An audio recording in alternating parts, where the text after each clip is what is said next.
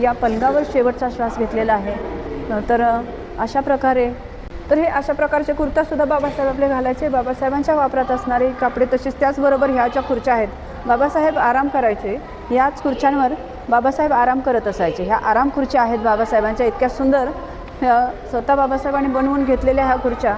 आणि तसेच बाबासाहेब जेव्हा परदेशात असायचे तेव्हा परदेशात असताना अशा प्रकारच्या ह्या ज्या ट्रंक्स दिसत आहेत, म्हणजे ह्या बॅगा पेट्या आहेत, ह्या बॅगा अशा सदरच्या बॅगा भरलेल्या दिसत आहेत। तर अशा प्रकारच्या बॅगा बाबासाहेब वापरायचे।